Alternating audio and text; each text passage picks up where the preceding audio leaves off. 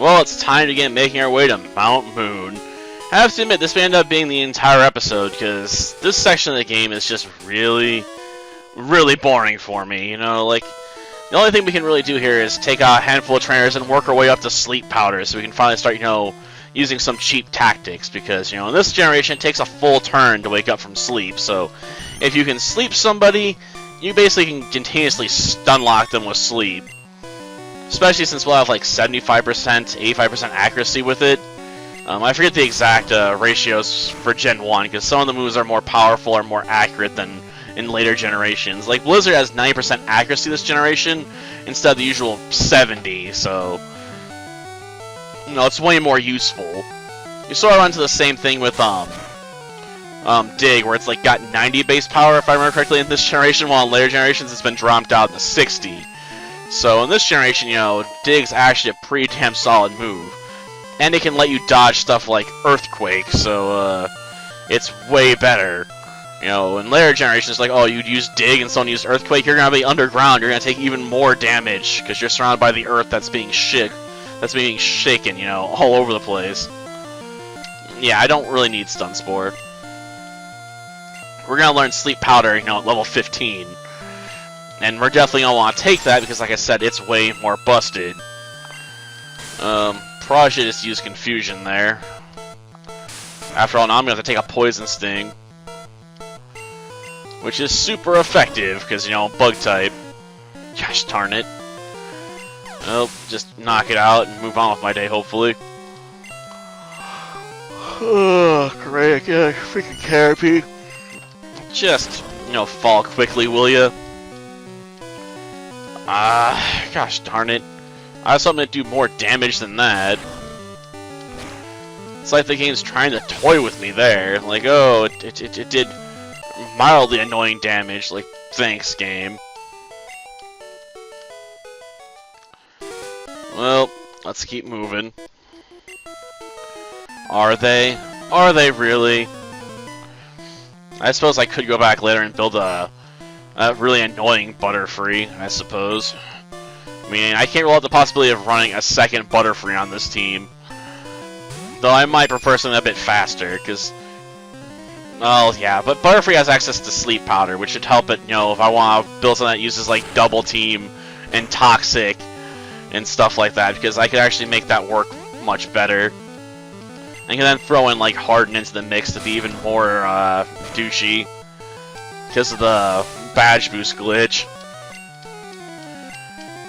Ekans, huh? Well, I'm not expecting much out of this snake. I mean, come on.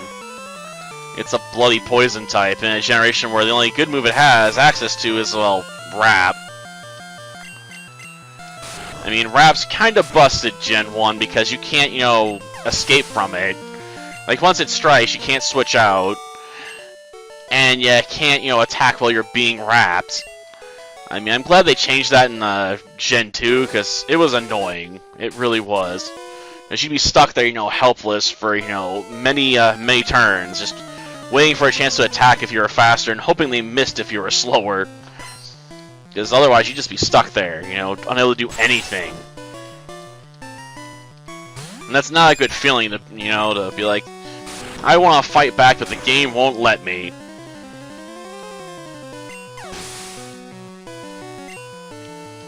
So yeah, that was a good change. I approve. Sleep Powder, eh? Well, obviously we'll get rid of Poison Powder. Because Poison Powder just... it isn't good enough, you know? Sleep Powder is way more busted. Because, you know, it takes a whole turn to wake up, like I said earlier, so... if you can sleep something this gen, you know, and you outspeed it, you can potentially just, like, sleep lock it. Which is why, you know, Paris is so dangerous, you know, against the, at least the, AI opponents, because you can't raise the level of their Pokemon to match yours. So if Parasect, like, outspeeds, or Paris does, like, they just continuously hit you with a perfectly accurate Spore and keep you asleep forever.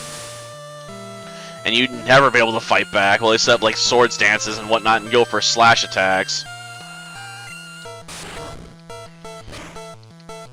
Though if Caterpie's gonna wake up on time to actually do anything, I don't know. Nope, apparently it's gonna stay asleep for another turn, at least. Well, that's fine, I'll just finish it off and avoid taking damage that fight. And Metapod's only got no Harden, so that makes it feel like even a bigger waste of time than, Caterpie was. At least Caterpie could hurt us. What's this thing gonna do besides be like, Harden? Like, I don't care how hard you can get Metapod, it won't save you from my Psychic Blast. And the Bug Catcher, he's down. No, you wouldn't have. Your Pokemon are terrible. And one more Bug Catcher, right? Oh, they're new? Well, that's even worse. That means you haven't had a chance to train them yet. It's a real bad idea to use Pokemon you've never trained in a fight. You do realize that, right? Like, you don't know what their movesets entirely are if you just caught them. Oh, whatever. I mean, maybe they can see it in a list. Well, that seems rather like a metagame concept right there. Though I suppose there's only really two moves Caterpie can have, Tackle and String Shot. Not a lot of variety there, but to be fair, it's a Caterpie, what do you expect? Though I do realize, Caterpie nowadays has access to stuff like Bug Bite and whatnot, so it does have, a bit more diversity in its moveset. Unlike, Gen 1, Gen 2, where Caterpie gets, nothing. Like, he can't even learn moves through breeding. Like, it just literally gets, like, nothing. It's terrible. How was it supposed to become a champion with such a poor move option? Yeah, you're done like dinner. Just get out of my way, will you? And she hasn't changed direction, so we'll just walk right behind her and avoid the fight with the Jigglypuff. At least I'm pretty sure she has a Jigglypuff. Because I don't want to deal with it. Well, I guess that's going to end up being the end of this episode, because we did make it to the entrance, but it just took way too long to get there because we don't have the running shoes. Those things save so much damn time. Till next time, then. See ya.